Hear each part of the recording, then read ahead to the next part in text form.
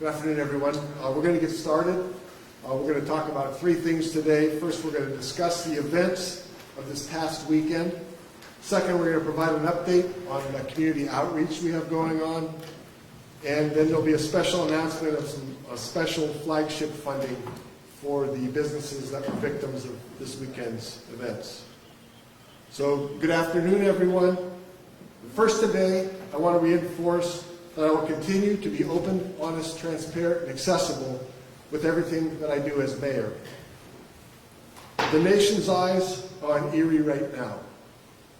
As we have in the past, we will work to understand this trying experience, learn from it, and rise above it to become a better community where violence and destruction will not happen. A community that respects, values, and inspires every member, regardless of race, religion, ethnic heritage, or color of skin. Let me state this plain and simple. The actions of the police officer and some of the rioters were wrong and do not reflect who we are in Erie. We are following the process to conduct our thorough investigations, and I promise you that I will take appropriate action.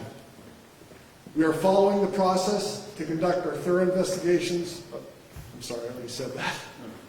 Right now, we as a community must not let our emotions drive us to do things that hurt our neighbors. Instead, let's come together, let's talk, let's listen to each other, work hard to understand and analyze the realities of what happened, and take action to change our future. I want to just take a minute to thank all the folks that are up here on the stage with me from the police force, from some of our community organizations. I really appreciate you taking the time to be here and show your support. There are literally hundreds of hours of video that the investigating team will have to comb through, but each incident will be reviewed and appropriate action will be taken on every one. This includes against members of the Erie Police Department and those who caused disturbances throughout the weekend. Let's not jump to conclusions. We must step back, gather all the evidence, and make decisions based on facts. Many of our residents came together Saturday night to peacefully protest racial injustice in the world, which legitimately needs to be addressed both on a local and a national level. Our police department brought in some extra officers to support the event, to march with protesters, and to provide traffic control so that no one would be injured. After over 3 hours of a peaceful march, many of the peaceful protesters then went home. Around 9 p.m., others joined the nonviolent group. These individuals were not interested in participating in a peaceful protest, nor honoring the memory of George Floyd. We feel deeply for George and his family and the loss there. They were unfortunately there to create chaos, these other people that joined from outside the Erie area. We received intelligence from several sources that outside investigators perpetuated the violence against our city. The officers' vandalism of public property, and destruction of locally owned businesses. This was quickly realized when the rioters, armed with mortar, shell fireworks, bricks, rocks, and bottles of frozen water, employed force against our officers and began destroying personal and private property. After providing support to the peace demonstrators, our police came under attack. It wasn't until hostile agitators began stirring up the crowd that the police announced it was an unlawful assembly and needed to be brought under control. People are outraged, as I am as well. I share the hurt of those suffering from racial injustice in our city and across our entire country. This hatred and destruction is not our Erie. Again, the violence that I've seen towards civilians, police, and our neighborhood businesses is terrible. I'm committed to a full investigation and holding people accountable. Once the investigation concludes, the Erie Police Department will issue a statement regarding any disciplinary action. Getting to the bottom of exactly what happened on Saturday night is our top priority. Our healing will take time, but I promise you that I will take appropriate action, and I will give everything I have to bring us together, bridge the divide, and restore hope in Erie.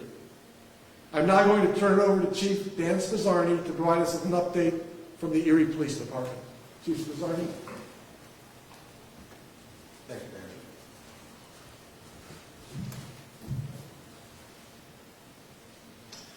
you, Mayor. Mayor, District Attorney Dennery, Mr. Lee, thank you. Everyone else also. First off, I'd like to say thank you, thank you, thank you.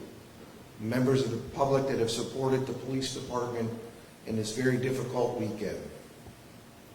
Our officers went above and beyond, getting called back to work, working a very long day in the most stressful conditions we've experienced.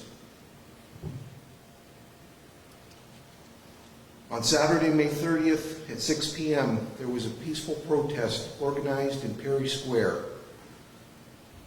Members of the Erie Police Department, like the rest of the community, like the rest of the country, were appalled by the incident in Minneapolis that resulted in the death of George Floyd.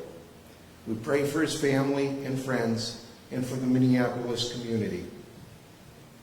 We here in Erie have strived to improve our community relations and will continue to work very hard on this important issue. Erie piloted the Department of Justice's program to improve police-community relations, and the program is ongoing. Prior to this initiative, there was the Community Police Relations Group that involved members of the public and police officers. We've also supported the PAL program and other community outreach efforts. Regarding Saturday's events, we supported a peaceful rally that started at 6 p.m. After the rally ended around 7, a portion of the crowd then began marching through the streets. From Perry Square, they traveled up State Street to 12th, over to Parade Street, back down to 6th, and over to the Erie County Courthouse. At approximately this time, which is around 9 p.m., several hundred participants then proceeded to surround the Erie Police Department. At 9:12 p.m., the crowd then began pounding on the doors, broke a window to City Hall in an attempt to get in, pulling on the doors, began spray painting. When this criminal conduct began, police then sprung to action. Everything had been peaceful up until this time. Police responded by going up onto the roof so that they could be seen and heard clearly, and he announced to the crowd that the illegal conduct could not continue. They must disperse. This was repeated. The last warning, they advised they had 2 more minutes or tear gas would be used. Officers deployed smoke first to warn the crowd away before any tear gas was deployed. Rioters then began picking up rocks, water bottles, and fireworks and began throwing them at officers on the roof. It was then that the officers began firing the tear gas. This was after 9:30 in the evening. The peaceful protest was well over. Rioters now moved into Perry Square as police officers came out of the building and attempted to disperse the crowd. With the assistance of the state police who were in the building with us, members of the Mill Creek Police Department, and the Erie County Sheriff's Department that was called to assist. Officers went out with helmets and riot shields in order to protect themselves. They were struck with rocks, again, frozen water bottles, bricks, and large professional fireworks known as mortar shells. Rioters in the crowd were observed lighting Molotov cocktails to throw at officers, but they were unsuccessful at this time. Over a dozen of our officers sustained injuries from bruises and cuts, scrapes, gashes, and burns. One officer was struck in the face and fortunately had a face shield on his helmet. The face shield shattered from the brick. Police continued to break up the crowd as officers were being assaulted. They were in danger of serious bodily injury. While all this disturbance was going on, an individual was shot twice by an unknown suspect in the 500 block of State Street. This riot continued until 1 a.m. when the police finally restored order in the downtown. The Erie Police Department arrested 7 individuals during this riot. The first arrest did not occur until 11:15 in the evening. It's over 2 hours that this crowd was out of control. One individual who was captured was observed by officers trying to light a Molotov cocktail in the crowd. He was in the 300 block of State. When police approached, he ran and tried to escape with associates. They were all captured and are now facing criminal charges. The individual with the Molotov cocktail who was arrested was identified as 28-year-old Tyvar Nicholson. We have hundreds of hours of videos that we've been combing through, and just prior to this press conference starting, thank you, I was handed a photograph that was taken off of social media which shows the arrested individual, Tyvar Nicholson, with a mask on, standing in the 300 block of State, holding a lighter and a Molotov cocktail.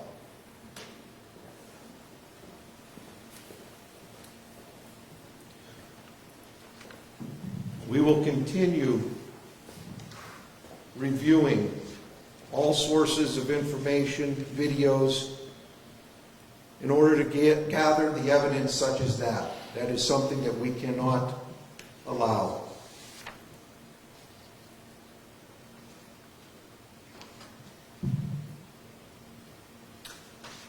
Now, I do understand, unfortunately, the most attention garnered during this whole matter was a video of a single Erie police officer interacting with a protester. The video is disturbing. We're taking this incident seriously, and it is being thoroughly investigated by the inspector of the Erie Police Department. We understand the reach of this video, and we are taking it seriously. Any perpetrators during this event who are identified committing criminal acts will be charged. We hope to never experience an event like this again. The peaceful protest ended at 7. At 9 o'clock, the protest became a full-scale riot. Deadly force was being used against officers and troopers. Businesses were being destroyed. Fires were being set. There were 2 separate events with different purposes. Don't confuse the 2. The Erie Police Department will continue to protect all our residents. To be clear, we support the right to protest. We support nonviolence.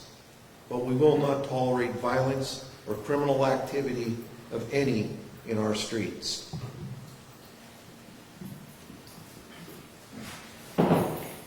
As part of our continuing investigation, I'm announcing the first arrest based on the videos.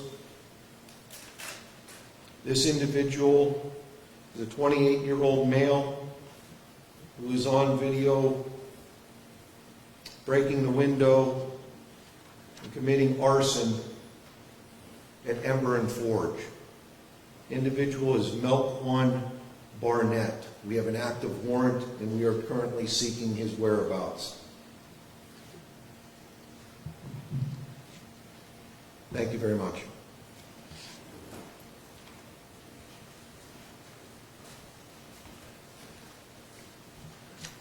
Thank you, Chief Spizarny, and thanks also to all the police who are here present with us. We really appreciate the work that you've done. I can tell you personally, I've got a much greater appreciation for our police department than ever at this point.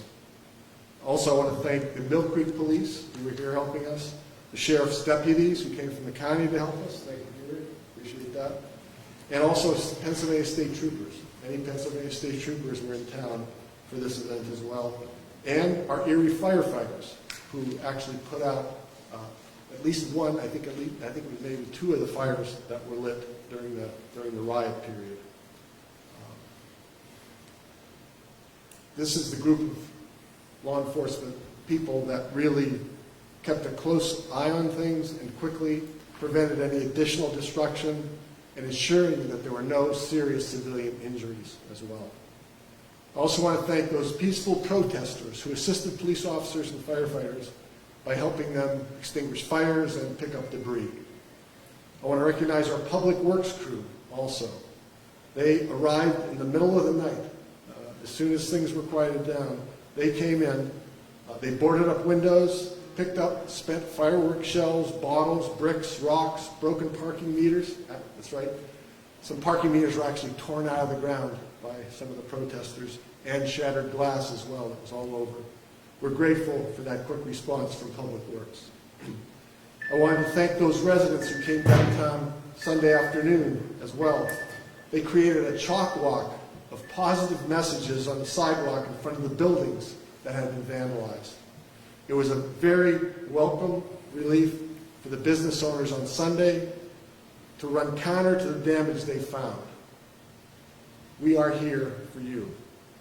I would like to, on behalf of all the residents of the City of Erie, thank you all and let you know that you are all appreciated. I also want to say to Chief Spizarny, you're a good man, and I know you'll get to the bottom of what happened and report any incidents and complaints from over the weekend. Okay, next we're going to move to an update on some of our community outreach. We don't want you to lose sight of that in the events of, in the face of what happened over the weekend. But what a lot of residents may not know what to do, what our team's been doing actually over the last 2 years and 5 months to foster diversity, equity, and inclusion, which, as you all know, is an important part of my administration. Some of the initiatives include the Police Athletic League, the People's Supper, strengthening police community partnerships, and activating our vision, which we will talk about shortly as well. Our work is only beginning, and this won't stop us from following our mission to build opportunity, restore hope, and transform Erie. And we want to do that for all of our residents, each and every one. Because if it's not for all of us, then it's not for any of us. We must all rise together as a community.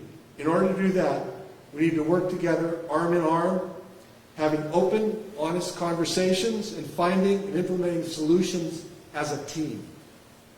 The Police Athletic League, led by Sergeant Tom Lennox, is one of the most touching initiatives I've ever witnessed personally.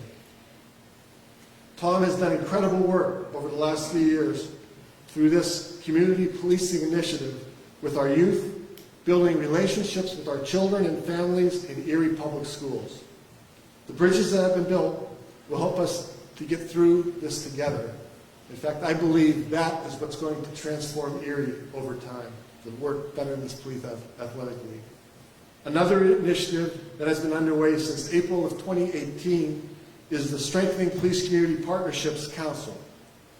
This is an extraordinary group of residents from the minority and new American communities who have been meeting with police on nearly a monthly basis to discuss challenges, to find solutions, and to work together to affect change in our community. I'll now turn the mic over to my community liaison, Michael Outlaw, to provide an overview of SPCP as well as some next steps. Michael.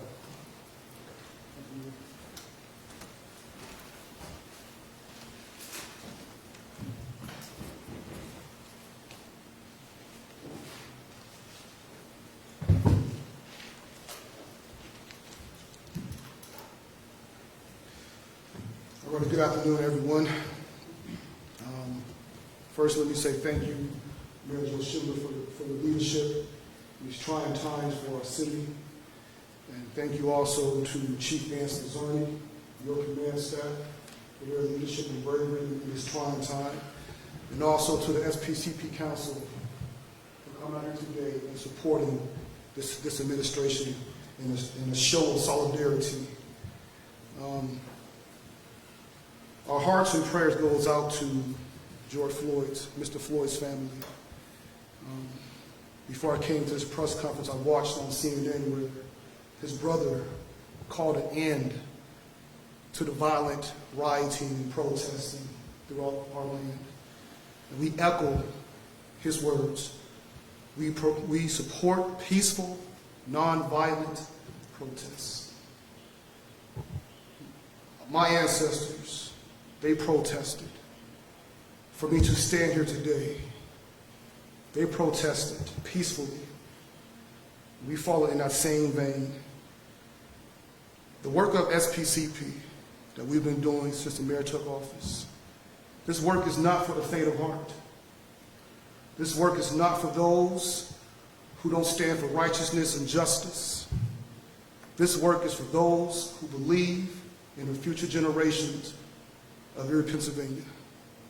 This work is for those who want generation to inherit an America that our ancestors dreamed about and sacrificed for. The work of the SPCP Council, it is entrenched in empathy, honesty, trust, accountability, all designed to increase public trust and reduce crime. The SPCP Council has been partnering with the Erie Public Schools, with the leadership of Mr. Brian Polito, also with the leadership of Ken Nixon. We've embarked upon we've embarked upon a trust building series with the Erie Public Schools. We've spoken at all local middle schools, with the exception of East Middle due to COVID-19. We've spoken at both high schools, Erie High and Collegiate Academy, and we also, under the leadership of Dr. Nick Biglione, we've also partnered with Perseus Charter School of Excellence to engage their students as well. And we can tell you with passion and conviction that the work of the council, it is changing the attitudes of the students who partake in the SPCP Council. Every time we leave there, we go back to the drawing board. The council goes back to the drawing board because the kids have inspired us to put action with our words. And that's what we will continue to do. Another initiative that we embarked upon was Coffee with a Cop. We actually have done two since the mayor has been in office, and we will continue to work with the law enforcement community, again, and stand in solidarity with law enforcement because of the work that we know is needed, and it's working. Coffee with the Cop, it brings out community members to sit down and have a conversation over a cup of coffee with a law enforcement officer, and to get to know them on a first name basis and vice versa. The SPCP program, what makes this program unique and stand out is that it strips away the uniforms of the police officers, and it strips away the urban attire of the community, and it shows the human elements on both sides of the paradigm. It shows that these police officers are husbands and fathers and mothers and sisters and uncles and nephews, etc., etc. It shows the human side of the work of a police officer. The SPCP Council also shows the officers the human side of those individuals living within the urban core of our community. And we believe that these efforts have been effective. The next effort that we embarked upon, we actually did a civic engagement in one of the highest crime areas in the city of Erie, Pennsylvania. See, the council, we don't shy away from tough conversations. We don't shy away from pushback from the community. We put our hands to the plow. We march forward in the face of adversity. We've identified this area on the east side between 7th and Wallace Street as the highest crime area in the city. And we did a meet and greet where the mayor, Chief Dan, and other officers knocked on the residents' doors and introduced themselves to get to know the neighbors, to build empathy, to build that rapport within our community, which is so desperately needed. We also, along with Jack and Erie, we cleaned up trash. We cut some grass. We landscaped. All right, that's what we did as a council. Way before this initiative or way before this event happened, we've been in the trenches, doing the work, and we will continue to be in the trenches and doing the work. And here's how you can help us. For those listening, here's how you can help us be a part of the solution. The Erie Police Department is currently accepting applications until July 10th of 2020. So you have time to apply, to become a part of the police department, to have your hand in a great work, and to really be the change in this community that you desire. So we're asking you to stand with us today. We know there's challenges within the police department. We know there's challenges within our community. But together, we can address these challenges. So thank you for your time. God bless.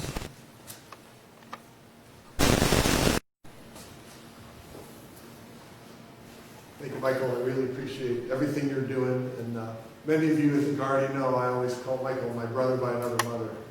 So we connected and worked very well together, and will continue to for many years to come. Next, the city's Department of Economic and Community Development, led by Chris Groner, has some very good news especially about the businesses that were affected this weekend, and some plans they put together in a very short period of time here for them. So now I'll turn it over to Chris.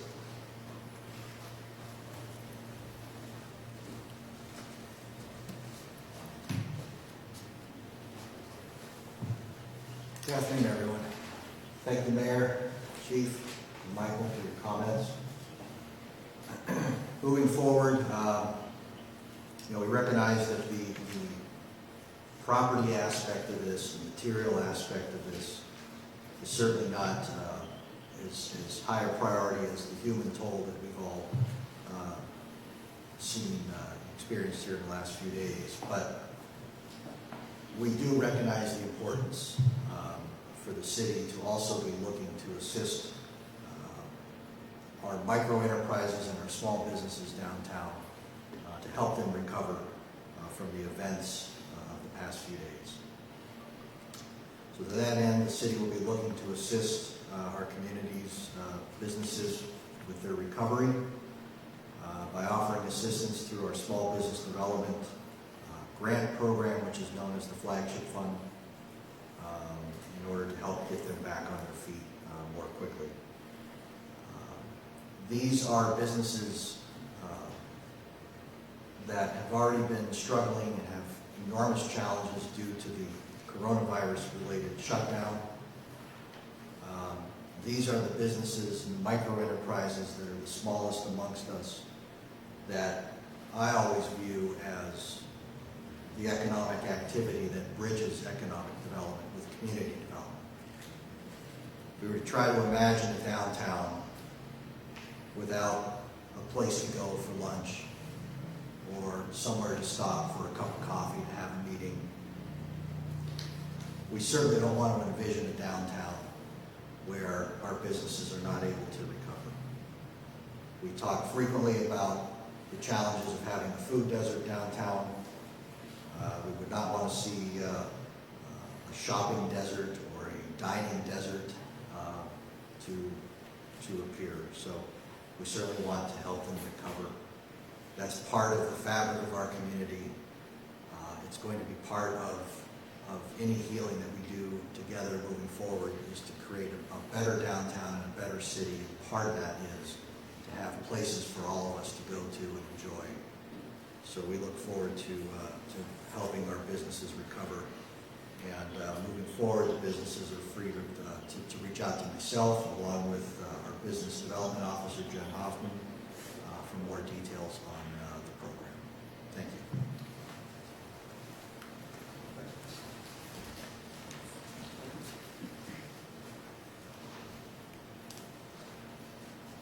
Again, thank you, Chris. I know this money will be put to good use, repairing damages to the businesses and paving a way to helping downtown get back on its feet.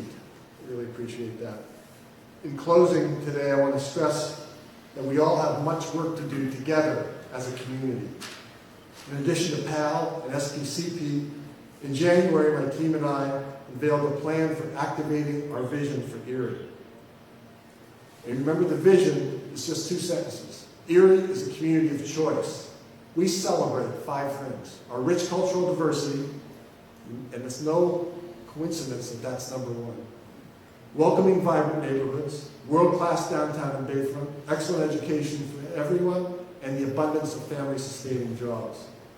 Everything we work on reflects back to that vision and trying to make it real. The plan for activating our vision is really too long to review now, and we've done that earlier in the year. It's 16 pages in length. It is on our website if you want to look at it again. But I wanted to highlight some of it for you this afternoon, specifically the section that deals with rich cultural diversity. Our goals under this element of the vision include diversifying our civilian workforce, diversifying our police force, diversifying our fire force, diversifying our citizen leadership on authorities, boards, and commissions, promoting equality for all people, and achieving our welcoming city certification. We have developed projects, programs, and initiatives in each of these areas, and we have key performance indicators set to measure our success. Finally, as I've been saying for the last 2 years, if I accomplish nothing else as mayor, I want to eliminate racism and prejudice in our city. Can you imagine what an incredible place Erie would be if every individual here, every individual, was accepted and valued for the unique talents and skills that every one of us possess? To that end, all of the last year, we embarked on the People's Supper. Groups of about 20 African Americans, about 20 New Americans, about 20 Hispanic Latino Americans, and about 20 white Americans got together for the People's Supper, and it was an incredible transformational experience for those 80 individuals, as well as for me and my staff. My team is now working with our community partners to implement 8 strategies that came out of the People's Supper that all foster diversity, equity, and inclusion here in Erie. One of these projects involved facilitating a young people's supper with the mission of promoting and instilling greater understanding, empathy, and respect among our city's youth, thus leading to a more civil, welcoming, and culturally aware community. This was supposed to happen in late March. It got delayed because of the COVID-19 attack, but we are committed to making this happen as soon as it's safe to get groups together again. Our youth are our future. If we can empower them to be civil, to see diversity as a strength, to respect and value each other, even when we have differing opinions, and to arm them with the tools to facilitate constructive conversations, then and only then we have a very bright future ahead of us. Change is not easy. Change takes time. But with challenges also come opportunities. I said in January that we had a once-in-a-lifetime opportunity to transform Erie. I meant it then, and I mean it now. So let's work together. Let's make a difference in the lives of everyone living in Erie. That's the dream that we have for our children. They are Erie's future. As Martin Luther King Jr. said on the steps of the Lincoln Memorial back in 1963, I have a dream where children will one day live in a nation where they will not be judged by the color of their skin, but by the content of their character. It's my goal to have every individual in Erie feel welcome, respected, and valued for the unique talents, perspectives, and abilities that each of them possess. When all residents feel like they belong, when all residents find their passion, when all residents are empowered to share their God-given talents and gifts in the services of others, then and only then will we be all that we can be as a community. I urge you to think about how you can help our community to heal from this event we just went through this weekend and come back stronger. Talk to each other, listen to your neighbors, let me and my team know your thoughts. We are strong. We are better together. Thank you very much. At this point, any of us will be able to take any questions, or if you just want to break the interviews, that's fine as well. Yes. I have a few questions. The first one for the chief, please. You mentioned internal affairs is investigating the incident involving the officer. Has there been any consideration to have a separate agency investigate? And if not, can you please assure the community that it's going to be a fair and full and complete investigation? The investigation by the Internal Affairs is for the conduct. What happened, identify it all, determine where it falls within the department's policies and procedures, and we can forward it to the district attorney's office for review of criminal. Chief, related to that, overall, are you going to have another agency with the overall performance of the police? During the incident, I know that that happens in other cases where there's shootings and things like that, where sometimes the police ask for other agencies to come in and review the practices to see if anything's going to work better, I had not considered it yet. I mean, we're obviously in the middle of the investigation. I think we can ask ourselves at the end if we did things right. We'll review it. We may be able to do that. You released the name of one person arrested on Saturday. Will you release the other 6? And for the person that was arrested this Saturday, along with the person for the warrant out, are they both Erie residents? Good point. The 7 names of people arrested Saturday, those names are all available on the arrest report. All the people that were arrested during this event are Erie citizens. Another question. Obviously, this was an all-hands-on-deck situation for Erie Police. You have 5 officers quarantined right now. Were any of them called in or asked to come in? And if they were, did they come? Every available body was called. They returned and masked up. Mayor, you spoke yesterday saying that you were going to call, you called Governor Wolf and you were ready to hear back. Did you hear back from him? If you did, what did he say? If something were to happen again, is there a chance National Guard would come in? Yeah, I've not had a conversation with Governor Wolf as of yet. Is there anything you are looking forward to for guidance from him if you do hear from him? Well, I do value his input and any advice he may have for us. I think the chief and locally we have things well under control and are looking at it closely and really are trying to do everything we can to prevent this from ever happening again. Is there any estimates of how much damage was caused, not only to the businesses downtown, but what you guys encountered here at City Hall?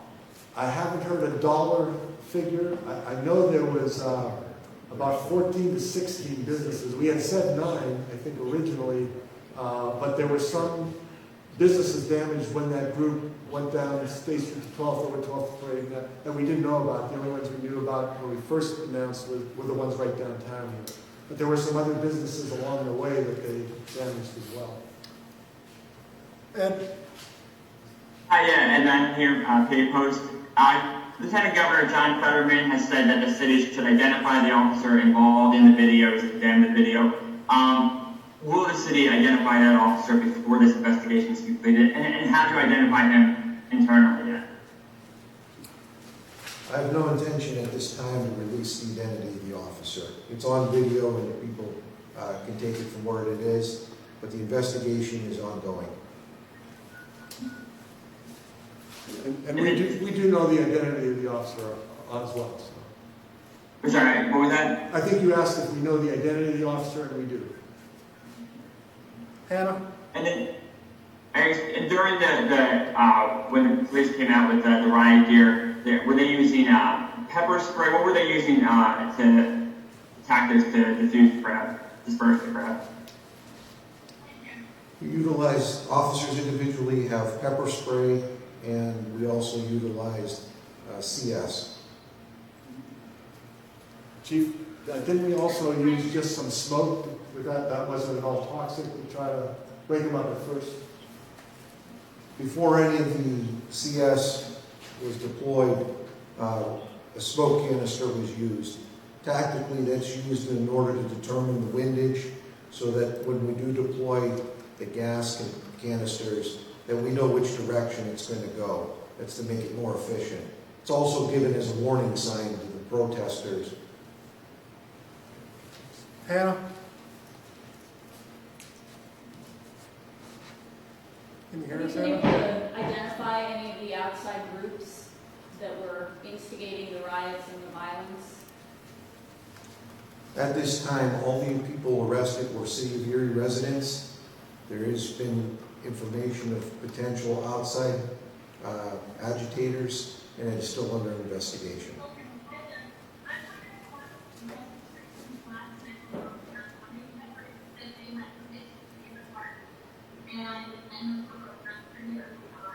You're pretty difficult to hear. Can you say that again? Maybe louder. We couldn't hear you, Anna. Could you please speak up? Repeat the question. You can't seem to hear us now.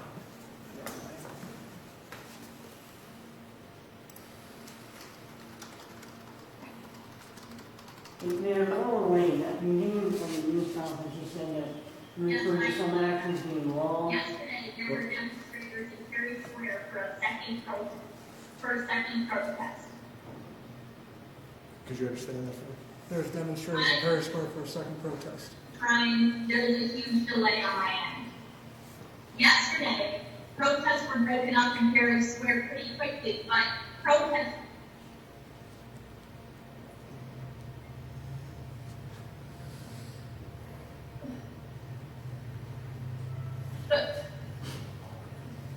But the protesters had permission to be in Erie Square. Why were those broken up? Yesterday, protest. All right. Sunday evening, another rally appeared in the park. All right. First off, under COVID-19, the city parks have been closed for over 2 months. The rally on Saturday did not have a permit. It was permitted to go, and we saw what the result was. Sundays do not have a permit. Under COVID-19, the park was closed, and because of the riot on Saturday night, an emergency declaration was made by the mayor indicating that the city was under emergency. Due to that fact, no further gatherings of that sort are permitted. We do not wish a repeat of the night before. Therefore, when the protesters were arriving, they were advised that there was no permit and it was closed down. Follow up on that, the African American Concerned Clergy is planning a silent, peaceful protest for this Saturday. They've applied for a permit. Are they going to be denied that because of everything that you just mentioned? And are there any concerns that a peaceful protest could change because of what happened Saturday? I have not seen the permit. I'll talk to the permitting office, but it was something that we'll have to evaluate this week and see what their plans were. I don't know where they get the information from, but it's not an AACC event.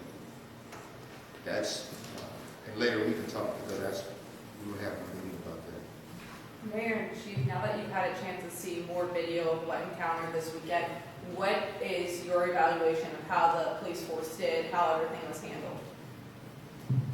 I can tell you, first I'd like to comment on the march that would be Saturday with the concerned clergy. I was contacted maybe about 2 hours ago by Bishop Dwayne Brock, and he told me about it. He said the plan is it would march a few blocks, but it would be silent the entire time. They're going to be actually in their church garb, and so it's a walk of prayer. And he'd asked me if I would participate, and I basically, as long as it's approved to be done, I definitely will participate in that as well. That's Saturday at noon. I think it starts at 12th and State, if I remember correctly. Now, your question about how we think. Yeah, now that you've had a chance to see more videos and You know, honestly, I'm disappointed it happened here in Erie. The fact that it appeared to be out-of-town rabble-rousers that made the bad things happen gives me a little bit of calm that these aren't. Unfortunately, they put Erie people in the front, and so it's the Erie people that got arrested. They're smart enough to know to stay in the background and get local people to take the fall. I'm pleased with the way our police handled it. I really am happy with the kind of support we got from the state, the county, Mill Creek. We've tried to respond likewise when help is needed there. So I'm not happy it happened, but I believe it was handled well. Chief, do you want to comment on that as well? This is a situation that we don't face on a daily basis. Such enormous assault. The officers and troopers that were involved were under a constant attack for over 2 hours. And I can't express my appreciation for all of those officers that were out there. Even when injured, they remained on the line to help protect the city. I can't say anything, but they did a great job. I had a chance to meet Sunday with some of the officers. They were back at work the next day. I'm sorry, it would have been Saturday. They were back at work the next day, and they were showing me the bruises. And I'm like, how can you come to work? I said, that's not going to stop us from coming to work. Is there another question? Yeah, I have a question for you, Michael, regarding the community outreach programs. Are you concerned that this entire situation here in Erie and across the nation has set your efforts back too far to be successful, or are you confident the foundation is strong enough to get through this? I think the foundation is strong. I know the foundation is strong enough to get through this. Anyone who's witnessing what's happening in our land and across our nation should be inspired to answer the call in the midst of this chaotic situation to help us bring diversity to the police department. Mayor, just following up, at the beginning of your comments, you mentioned some things that were wrong that happened on Saturday night. Were you referring to the prison incident or other things regarding the police? I wasn't certain of that. So I referred to something wrong. Yeah, some things that were wrong. I think there was a lot of wrong things that happened, actually. Certainly any of the violence or destruction, hurting other people, any of that is wrong. Yeah. And so there was a lot of wrong things that happened. What about anything that the police did that you consider wrong at this point? I mean, it does seem to be, but again, it has to be investigated. I don't judge anyone. Personally, I leave that up to others. But anybody that hurt someone else did something wrong, in my opinion. If you physically hurt someone else. Is there only one officer going over any investigation in internal affairs right now? Is it just the one with that video, or do you have any other officers being investigated? Not that I know of. Between the Erie Police Department had over 100 officers, state police had probably close to that, Mill Creek Sheriff's deputies. I'm aware of no reports of any misconduct on behalf of the police officers. I'm aware of criminal conduct. I'm aware of hundreds of protesters that were throwing rocks, stones, bricks, bottles at the officers, and they took it for 2 hours. Hannah, all right, on Zoom?